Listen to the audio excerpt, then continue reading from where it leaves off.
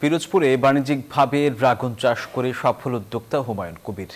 প্রথম দিকে ছোট পরিসরে এই ফলের বাগান করলেও বর্তমানে তার বাগানে রয়েছে ৭,০০০-এরও বেশি ড্রাগন গাছ। ড্রাগন ফল বিক্রি করে বছরে তিনি আয় করছেন প্রায় ৮ থেকে ১০ লাখ টাকা।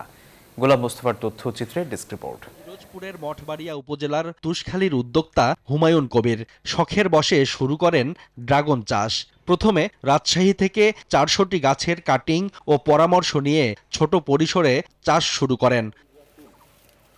প্রায় ৪ একর জমিতে ড্রাগন গাছ আছে ৭,০০০-এর বেশি।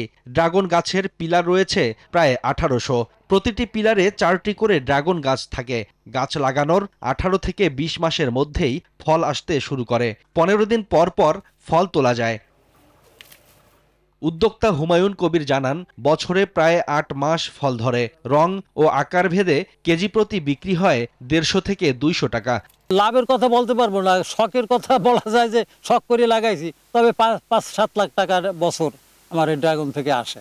হুমায়ুনের সফলতা দেখে ড্রাগন চাষে আগ্রহ বাড়ছে অন্য উদ্যোক্তাদের। টিএসপি সার, ঢ্যাপ সার, তারপর লাল সার, এই ৩ পদের সার মাঝে মাঝে মারা লাগে। ফলগুলো কোনো কেমিক্যাল ছাড়া তারা এইখান দিয়ে পাইকারি নিয়ে যায়, তারপরে এলাকার লোকজন কেনে। সংশ্লিষ্টরা জানান, এ জেলায় ৬ হেক্টর জমিতে ড্রাগন চাষ হয়েছে, যার মধ্যে ৪ একর জমি মঠবাড়িয়ার হুমায়ুন কবিরের।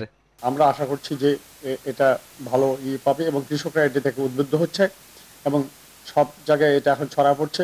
নিজ প্রচেষ্টায় স্বাবলম্বী হয়ে কবির হোসেনের ড্রাগন বাগান শুধু অর্থনৈতিক সমৃদ্ধি এনে দেয়নি, বরং উপজেলাবাসীর জন্য অনুপ্রেরণা হয়ে উঠেছেন তিনি। Shoaib Shamim, desk report, news 24।